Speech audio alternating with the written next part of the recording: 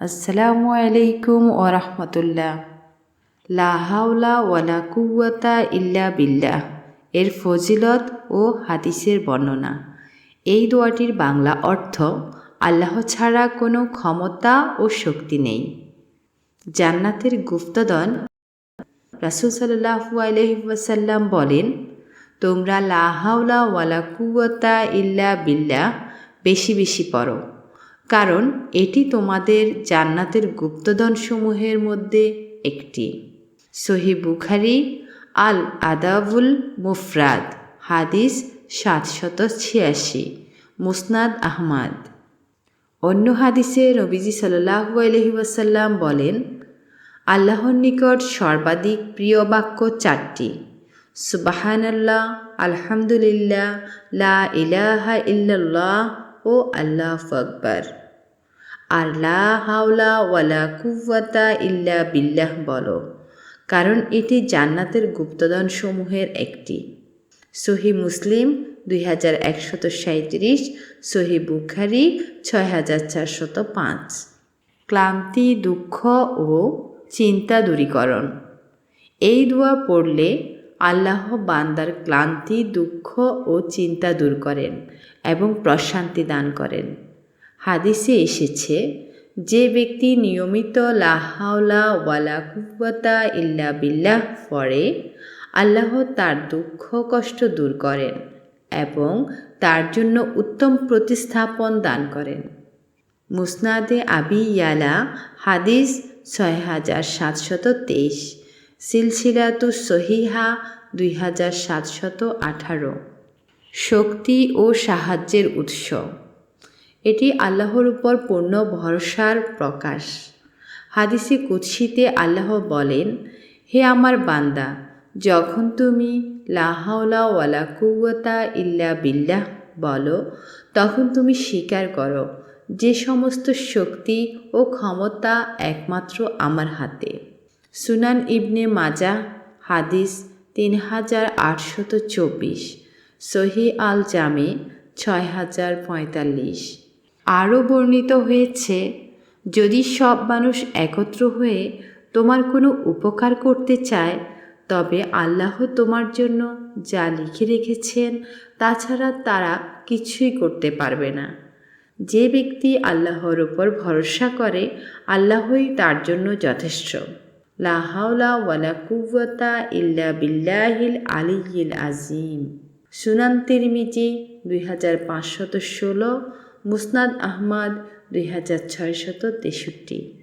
নেক আমলের পাল্লা ভারী করা। এই কালিমা নেকির পাল্লাকে ভারী করে। রাসূলুল্লাহ সাল্লাল্লাহু আলাইহি ওয়াসাল্লাম বলেন, সুবহানাল্লাহ, আলহামদুলিল্লাহ, লা ইলাহা ইল্লাল্লাহ ও লা হাওলা ওয়ালা কুওয়াতা ইল্লা বিল্লাহ এই বাক্যগুলো নেক আমলের পাল্লাকে ভারী করে এবং আল্লাহর নিকট অত্যন্ত প্রিয়। সহিহ মুসলিম 2137। মুসিবত ও সংকটে সান্ত্বনা। বিপদে এই দোয়া পড়লে আল্লাহ সাহায্য করেন। হাদিসে বর্ণিত, যে ব্যক্তি সংকটকালে লা হাওলা ওয়ালা কুওয়াতা ইল্লা বিল্লাহ পড়ে, আল্লাহ তার জন্য দুটি জিনিস নিশ্চিত করেন: ধৈর্য ও মুক্তির পথ। মুসনাদে শিহাব 399, কানজুল উম্মাল 3300। ব্যবহারের সময়। সাধারণ জিকির হিসেবে নিয়মিত পড়া উত্তম। কোনো কঠিন কাজ শুরু করার আগে বা সমস্যার সম্মুখীন হলে পড়া। ভয়, দুশ্চিন্তা ও অসহায়ত্ব অনুভব করলে এই দোয়ার মাধ্যমে আল্লাহর সাহায্য কামনা করা। সতর্কতা। এই দোয়াটির ফজিলত হাদিস দ্বারা প্রমাণিত, তবে কোনো বিশেষ সংখ্যা বা সময়ের সাথে সম্পর্কিত অতিরিক্ত ফজিলত, যেমন 100 বার পড়লে এমন হয় ইত্যাদি, শরীয়ত সম্মত দলিল ছাড়া বিশ্বাস করা উচিত নয়। বলে রাখা ভালো, লা হাওলা ওয়ালা কুওয়াতা ইল্লা বিল্লাহ অর্থ আল্লাহ ছাড়া কোনো শক্তি বা ক্ষমতা নেই।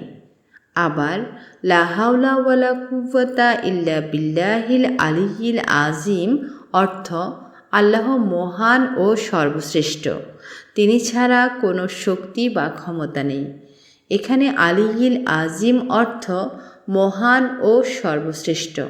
এখানে আলিয়িল আজিম শব্দযোগে আল্লাহর গুণবাচক নাম উল্লেখ করা হয়েছে, যা প্রথম বাক্যটিকে আরও ব্যাপক ও গভীর করে। ফজিলত ও প্রসঙ্গ। পূর্ণবাক্যটি হাদিসে বর্ণিত এই বিশেষ জিকির, যা দুঃখ, কষ্ট ও বিপদে সান্ত্বনা দেয় এবং আল্লাহর মহত্ব স্মরণ করায়। এটি সাধারণত বিভিন্ন দুয়া ও জিকিরের সময় বলা হয়। সংক্ষিপ্ত বাক্যটি দৈনন্দিন জীবনে সহজ জিকির করার জন্য ব্যবহৃত হয়, তবে এর ফজিলতও অনেক। হাদিসে উভয় রূপেরই গুরুত্ব রয়েছে। দোয়াটির উৎস। কিছু হাদিসে পূর্ণ বাক্যটি উল্লিখিত হয়েছে, যেমন সুনান ইবনে মাজাহ, মুসনাদ আহমদ। সংক্ষিপ্ত রূপটিও বিভিন্ন হাদিস ও আমলে পাওয়া যায়। সিদ্ধান্ত। উভয় বাক্যের মূল বার্তা একই, আল্লাহ ছাড়া কোনো শক্তি নেই। পার্থক্য হল পূর্ণ বাক্যটি আল্লাহর গুণবাচক নামসহ বেশি ব্যাপক, যা এর ফজিলত বাড়িয়ে দেয়। সংক্ষিপ্ত রূপটি দ্রুত জিকিরের জন্য সুবিধাজনক। উভয়ই সওয়াবের কাজ, তবে পূর্ণাঙ্গ পাঠ বেশি পছন্দনীয়। অতএব আমাদের নিয়মিত এই জিকির পড়ার মাধ্যমে আল্লাহর নৈকট্য অর্জন ও রহমত লাভের চেষ্টা করা উচিত। আমিন। সবাইকে ধন্যবাদ।